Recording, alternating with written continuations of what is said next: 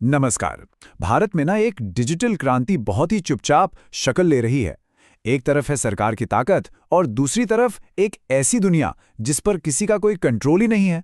तो आज हम बात करेंगे इसी जबरदस्त टक्कर के बारे में।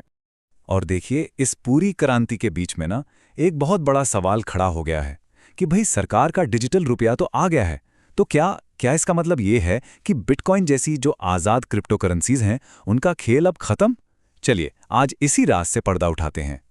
तो ठीक है, इस डिजिटल जंग के मैदान में हमारे पास दो बड़े खिलाड़ी हैं। एक तरफ सरकार का अपना ऑफिशियल डिजिटल रुपया, जिसे हम CBDC भी कहते हैं, और दूसरी तरफ है डिसेंट्रलाइज दुनिया का किंग बिटकॉइन। लेकिन इन दोनों की टक्कर कराने से पहले ये समझना तो जरूरी है ना कि ये सरकारी डिजिटल रुपया आखिर है क्या भला। तो चलिए पहले इसी को डिकोड करते हैं। तो ये जो CBDC है ना, इसका पूरा नाम है सेंट्रल बैंक डिजिटल करेंसी। अब सीधे सीधे शब्दों में कहें तो ये हमारे बटुए में जो नोट और सिक्के पड़े हैं ना, बस उसी का एक डिजिटल अवतार है। मतलब ये सीधे सरकार के कंट्रोल वाली डिजिटल करेंसी है। सिंपल। हाँ, यहां पर एक बहुत बहुत जरूरी बात समझने वाली है। डिजिटल रुपया बिटकॉइन जैसी कोई क्रिप्टो करेंसी नहीं है, बिल्कुल नहीं। यह असल में डिजिटल कैश है। मतलब सरकार की पूरी गारंटी है इस पर, और इसे सीधे RBI कंट्रोल करता है। और सच कहूं तो यही इन दोनों के बीच का सबसे सबसे बड़ा अंतर है। और अब वो पल जिसका हम सबको इंतजार था। चलिए अब इन दोनों को खड़ा करते हैं आमने सामने और देखते हैं कि असली फर्क है कहां। जरा इस टेबल पर गौर कीजिए। सबसे पहला और बड़ा अंतर कंट्रोल का। डिजिटल रुपया पूरी तरह से RBI के हाथ में है, जबकि बिटकॉइन उस पर किसी एक का कंट्रोल है ही नहीं, वो डिसेंट्रलाइज्ड है। फिर बात आती है सप्लाई की। सरकार जितने चाहे उतने डिजिटल रुपए बना सकती है, लेकिन बिटकॉइन की संख्या फिक्स्ड है, सिर्फ 21 मिलियन, उससे एक भी ज्यादा नहीं।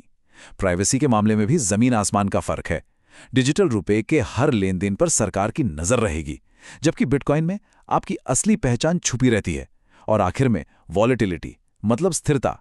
डिजिटल रुपया तो हमारे रुपए की तरह ही स्थिर रहेगा, लेकिन बिटकॉइन की कीमत वो तो हर पल ऊपर नीचे होती रहती है। तो इस पूरी तुलना से एक बात तो बिल्कुल शीशे की तरह साफ हो जाती है। CBDC और बिटकॉइन दो एकदम अलग अलग चीजें हैं। इन्हें एक ही तराजू में तोलना एक बहुत बड़ी गलती होगी। चलिए अब थोड़ी जासूसी करते हैं और ये पता लगाते हैं कि सरकार के दिमाग में चल क्या रहा है। मतलब इसके पीछे की असली रणनीति क्या है। आखिर सरकार को अपना खुद का डिजिटल रुपया लाने की जरूरत पड़ी ही क्यों? और ये सवाल वाकई बहुत जरूरी है।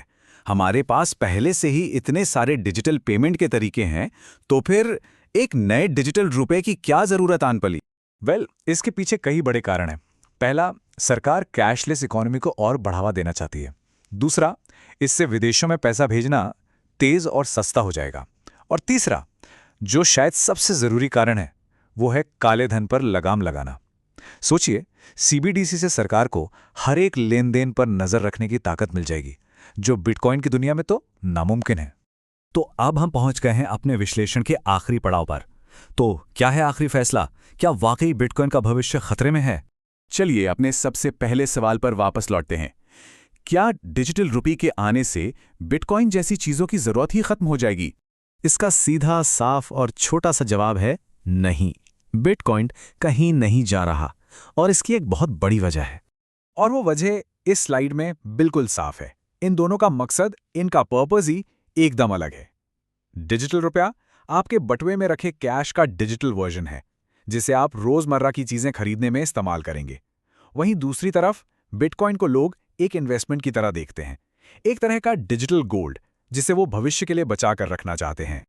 और जानते हैं, एक्सपर्ट्स भी यही मानते हैं कि ये दोनों एक दूसरे को खत्म नहीं करेंगे, बल्कि साथ साथ चलेंगे।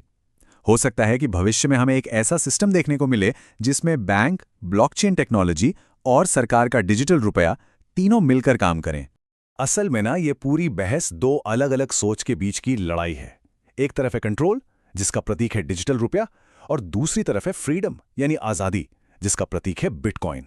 तो आखिर में सवाल फिर वहीं आकर रुक जाता है कि आने वाला कल सरकार के कंट्रोल वाले डिजिटल रुपये का है, या फिर आजाद दुनिया का राजा बिटकॉइन अपना ताज बचाए रखेगा। ये एक ऐसी जंग है जिसका नतीजा देखना वाकई बहुत दिलचस्प होगा।